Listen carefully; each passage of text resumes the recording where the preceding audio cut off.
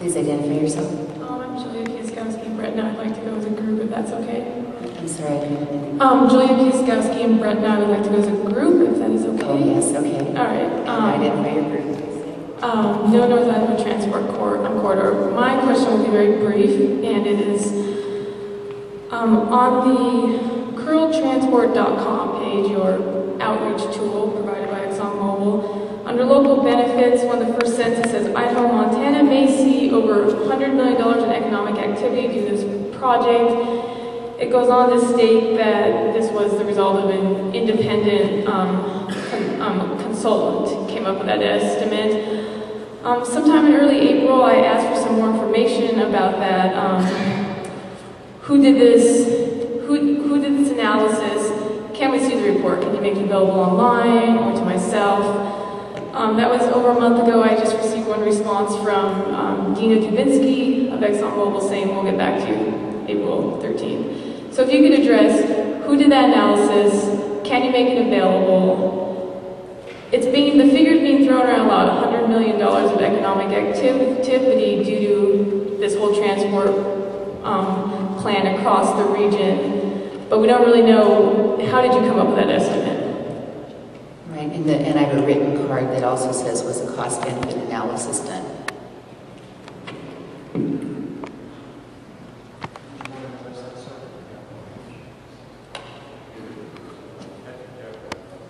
Tech out of Missoula was our environmental consultant and also helped us with the economic analysis. Can you repeat that business? I'm sorry. Tech for Tech. Tech for Tech. Tetratech. Okay, and that information was published two parts.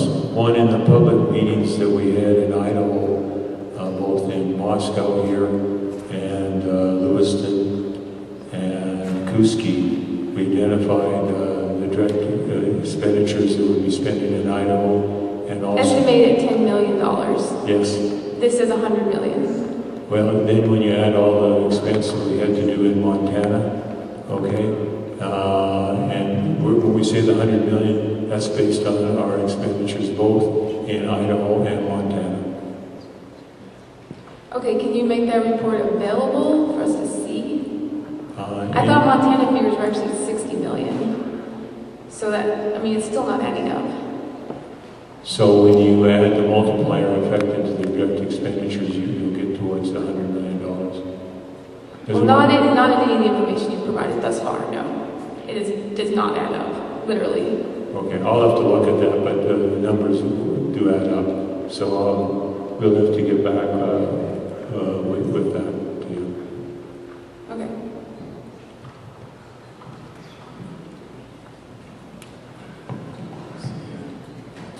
Okay. My name is Brett Haverstick, and I live at 3621 Highway 95 South. I have 6 questions here. They're going to be quick, and your answers just need to be as brief as well. 2 for ISP, 2 for ITD, 2 for Exxon Imperial Oil. We'll start off with Idaho State Police. If a scenario arises where megaloads are traveling along US 12 and US 95 simultaneously, does ISP have the capacity to offer proper emergency response? Second question for ISP. Will you please clarify whether or not the ISP officers are on duty or off duty while escorting the megaloads? Now we'll go towards Exxon Imperial Oil. And this is important clarification for our community. If the legal roadblock along US 12 and in Montana prevents Exxon from using it for further shipments, will US 95 become the preferred route? Question number 2 for Exxon Imperial Oil.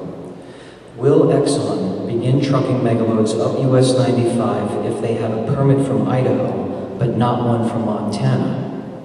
If a permit is never secured from Montana, then what? I'll go to the Idaho Transportation Department. The entire 538 miles of US 95 in Idaho is identified as one of America's most dangerous highways in the year 2000 by Reader's Digest. Why would ITD be on the cusp of approving a project that puts trucks on the highways that are 3 times larger than a logging truck, are 3 times heavier than a logging truck, and take up both lanes of the highway. How is this project going to mitigate or enhance public safety on US 95? Last question for ITD. When can the Moscow community expect the test validation module coming up US 95 if you approve the transportation plan? Captain Richardson, I believe you're up on the answer session.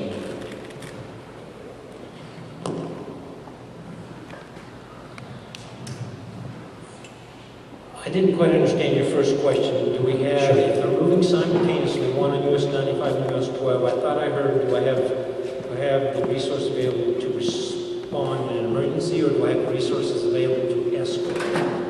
Well, maybe you can answer both of those. Well, the answer to both of them at face value is yes. The second part was whether they're on duty or off duty. They are on duty officers, on overtime, not part of my scheduled resource for a shift. Okay, the reason why I asked that question is for over a year now, Idaho Transportation Department has been issuing press releases where they call your police officers off duty. So that just must be one of those confusion things again. It's a technicality.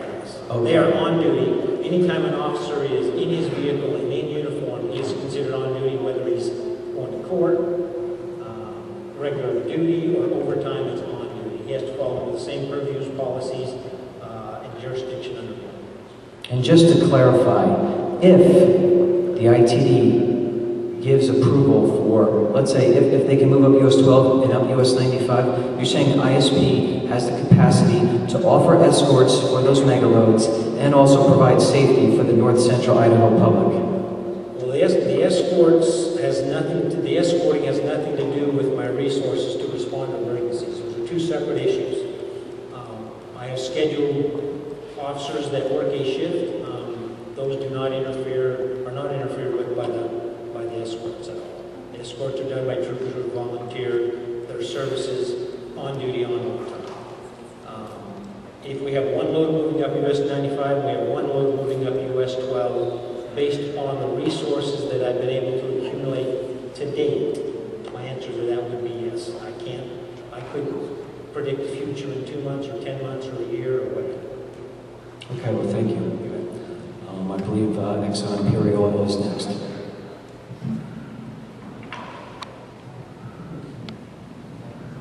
The first question, if we can't get a permit for US 12, will be our preferred route to get to the interstate.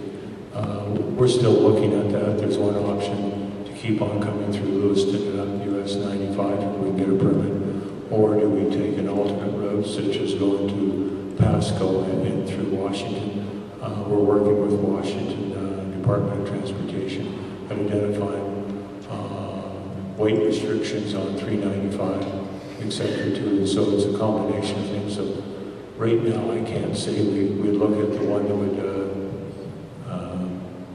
one where we could get a permit to allow the maximum weight that we could move. Is it safe to say that if you are granted a permit to travel up US 95 and through our community, that this will become the preferred route? Because if you get the permit, you won't need to consider other options.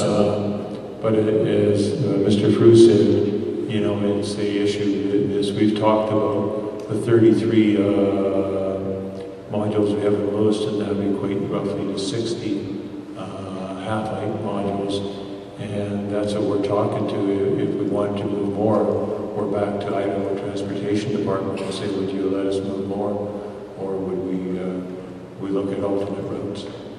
Okay. Also looking at going through Oregon. Getting back to if Idaho gives us a permit for 95 and I-90, we've already worked that with Montana. We've made the same proposal for the 60 half-height loads out of Lewiston. We've presented a plan to them. They've looked at their bridge structures and everything, and they came back, okay, if you get a permit to come in on I-90 in the north, over Lookout Pass into Montana, we have some certain requirements to speed going over bridges, etc. But they would say, yeah, it's they don't have an issue with it. I mentioned before that for the lighter loads, they were giving us construction windows to go through construction zones. We'd have to do the same with these bigger loads. And also move at night because they're on the same type of trailer we used to move the TBM to go slower. So to minimize the impact on the public, we would go at night. But on the interstate system, you have wide shoulders. You have many off-on ramps where you can pull over to clear traffic from behind, and you don't have oncoming traffic. Okay. Getting back to the lady who asked the question before. Okay. I was a bit slow on my feet. It's been a long day for me. Where the $100 million is coming, we spent more than we planned to spend in Montana to date. And when we look at how much more we have to spend to do it, that's where you get to the larger number.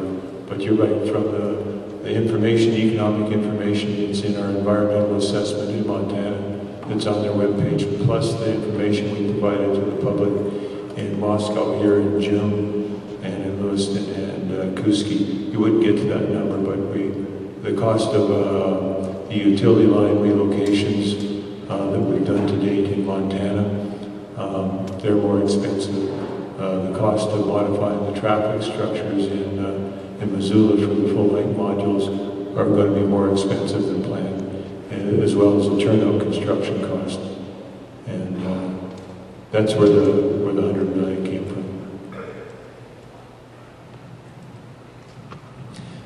In terms of safety on US 95, I think you've quoted a 2000 Reader's Digest study. Yep. Since that Reader's Digest article, I would... It's been a decade. Pardon me? It has been a decade. Yeah. And since that time, we've put literally tens of millions of dollars on US 95, improving, adding lanes and improving that highway, making it safer. And I don't have data. I don't know what it's like today. I don't know if Reader's Digest or anybody else has identified that as a safety corridor. Whether or not they do, we look at each and every load on a case-by-case basis and do our very best to determine what's the safest way for this to move from point to point. What's the way that we can minimize the inconvenience to the general public in making these moves, and again, identifying any impacts and all impacts to our infrastructure and making sure that those are minimized and well within acceptable standards. So, I guess my point of bringing up this study is that common sense, or to the common person, seems that if we had a statement made by the road was classified as very dangerous only 10 years ago, to the common person this seems like a step back towards that, and that's why I wanted to bring up the study. It just doesn't make much sense to me why we would be increasing the risk possibly of the US 95, regardless of the improvements, because 10 years ago these size of trucks weren't on the highway, Mr. Frew, either. well, And since we need to get wrapped up here, let's talk about the test validation module. When can the community of Moscow expect one if you approve the transportation plan? well, and that's where I was going to go next. Okay, That's thank a big you. if. I haven't seen. I've heard of the existence of a traffic control plan. I heard that today. I haven't seen one, nor have I seen a permit request. Haven't seen one of those yet either. Do we have a rough timeline here? I'm sure somebody has one. I don't Looking know. at 30 days, 60 days, 2 weeks, this weekend? Just a ballpark figure. We are a community, we would like to have an idea. Okay. Certainly not this weekend. Okay, good. It's graduation weekend. So first, we have to finalize our transportation plan with District 1 and District 2 engineers to make sure that they agree with how we're going to control traffic, with our calculations on traffic delay, etc. And once we have that in place, then they'll submit for a permit. When could that be? It would probably most likely be sometime in June. We're May 11th now. Okay.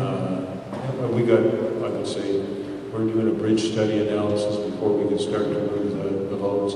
That's got 2 more weeks to do. Okay. And then the bridge department needs to review this bridge analysis to say, yeah, you can haul on the trailer configurations you put up this size of load. And once we have that, then we're going to say, here's the permit. In June. Yeah. Okay.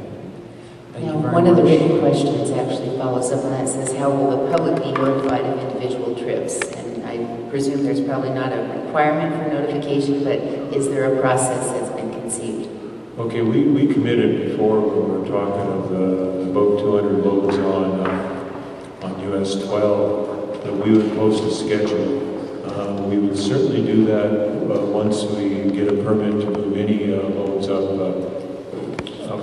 US 95. First is the first one, and IEQ will probably say, well, we'll give you a permit for one, and we'll see how you do before we'll order a second one. Once we have that first one in place, then we can say, based on continued success and no incidents, we would forecast this type of schedule for the remaining, say, up to 60 modules coming from Lewiston. But that would be posted on the website that someone mentioned earlier. So we want to try to wrap up this evening. It's been a long night. I appreciate everybody's patience tonight on both sides of these tables. We do have, looks like actually 6 more people who want to speak if they're still here. We have Nora Locken. Is Nora still around? And then follow up to Nora will be Jeannie McHale, followed by Julia. Oh, Julia spoke earlier, didn't she? Okay. And then it would be Gary McFarland. Hello, thank you. My name is Nora Locken, resident of Moscow, Idaho. We've heard a lot about how cars might pass if they're traveling north or south on 95. I'm curious about in Moscow proper, if we would like to cross from the east side to the west side of 95, what kind of delays would we expect there? And there was no estimation given to the length of this convoy, so the Megaload plus support vehicles. So can we get a more clear estimation on that? Are we on? Yeah, Dave Couchian. Yeah, we're anticipating that the load will probably travel through town at about 10 to 12, potentially 15 miles an hour as long as everything's going well. That equates to about 10 to 15 seconds going across an approach. As far as the actual convoy itself, there'll be the pilot cars in front, there'll be the ISP escort. In general, to try to ensure the motorist safety, we would like to have those folks that might encounter the load at a cross street wait, let the entire convoy go by. So you're potentially talking, let's say, up to a minute for that to happen. Our signal systems are running on a 90-second signal cycle, so if you happen to come up to the signal and it turns red right in front of it, you're going to wait 90 seconds for it to go through the full cycle to go anyway. So essentially, you're probably going to wait less for getting past this load going crossways than you would if you went to a signalized intersection and happened to hit it just as it turned red. So it's actually traveling reasonably smoothly. That's assuming that we go with no interruption. Obviously, if we encounter something where we have to stop for safety purposes, it may sit for a few minutes to deal with that. Our goal is to have all our ducks in a row, if you will, and have escort vehicles informing folks as they approach these intersections that the load is coming, so that the load can just progress through. Our intent is to hopefully get all the way through town in less than 20 minutes. So I'm hoping that answers your question. The intent would be is you wouldn't wait any longer than you would if you hit a traffic signal red just as it turned red.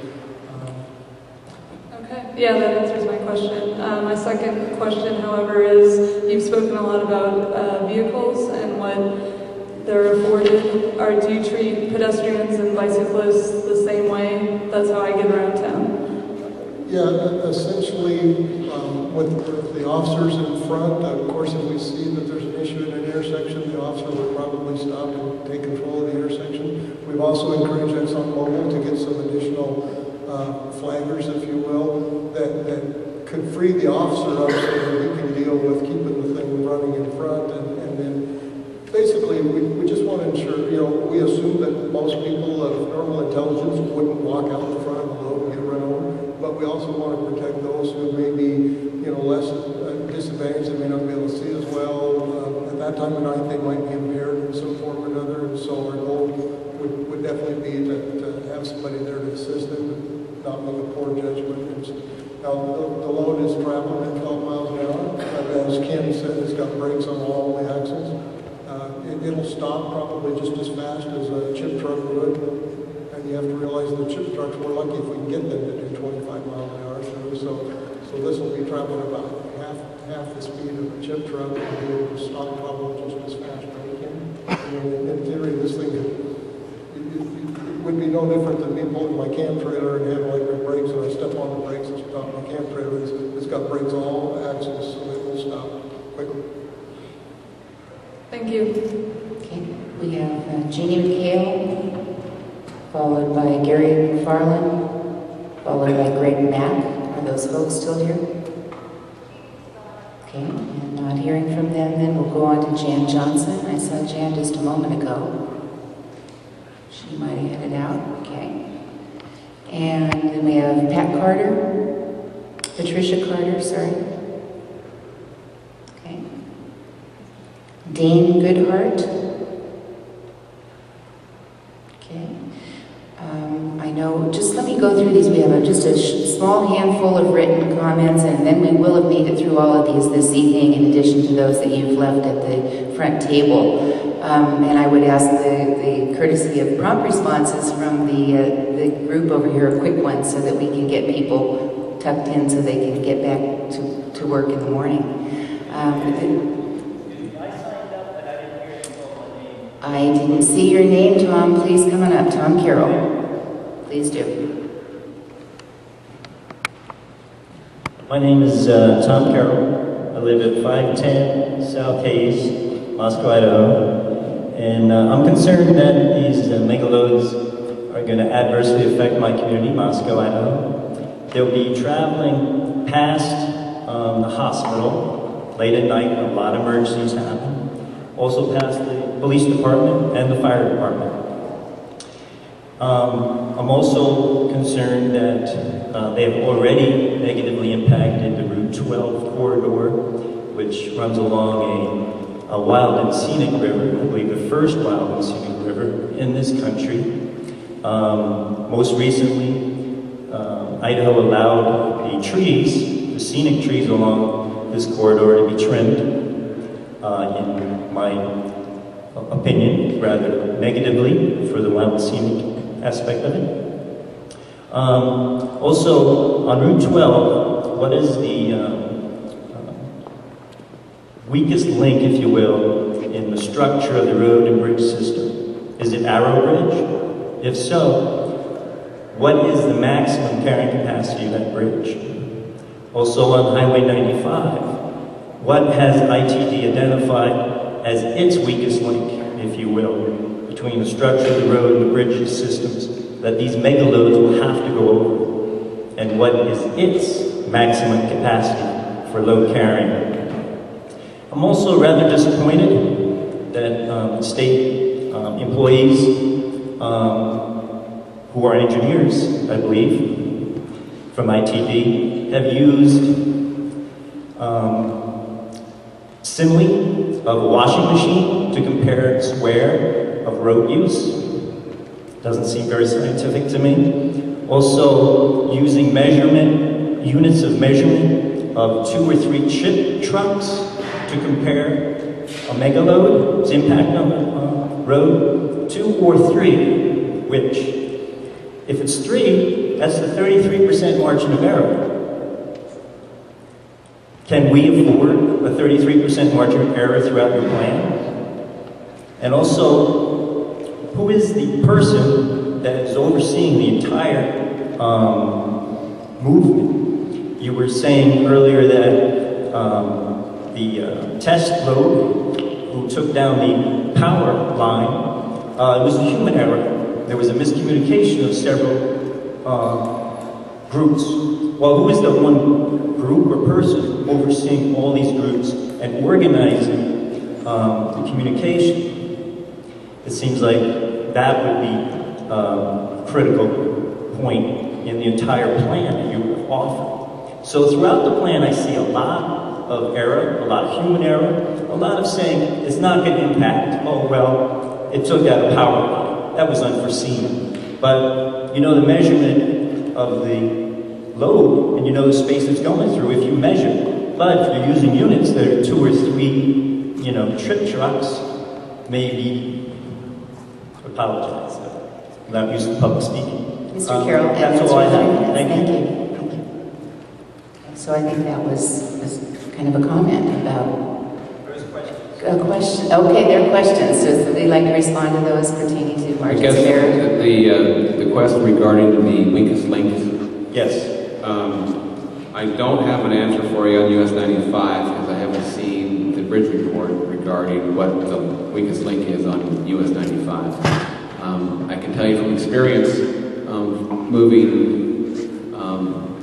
not quite as heavy loads, that I can recall in the past, and I want to say there were a couple 100,000 pounds. There was no weakest link, but that was 3 or 4 years ago. On 95. Now on US 12, there's a bridge called Maggie Creek. It's about milepost 75.8, and then there's another creek, another bridge at Fish Creek, which is approximately milepost 120.2. And those are the 2 weakest links that the current load Conoco has to put dollies on that's being approved by a bridge section in headquarters. These loads that Exxon is moving, the TBM load, the configuration it has does not require any dollies. The trailer configuration system allows them to proceed over the bridges without any dollies. Do you know what the carrying capacity of those bridges are? I do not work in this bridge section, so I do not know. If you'd like that, we can get that to you. Okay. Tom, would you like to give your address to him privately or publicly if he's going to send you that information, or to post it someplace, or what? How would you like to have Good, that? thank you. It's 510 South Hayes, Moscow, Idaho, 83843. Tom Carroll, Carroll. Thank you. Okay. And so we have basically 3 questions here that all pertain to the integrity of roadways and the measurement thereof, and I'll lump those together here shortly. There's one question that says, why were cargo planes not considered for transport in any or all of this equipment? Cargo planes?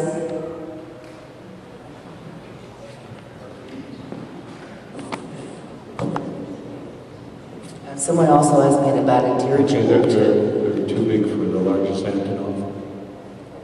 Oh, they're too big for the largest Antonov, the Russian big cargo plane. In Exxon, we've used the Antonovs before for remote projects.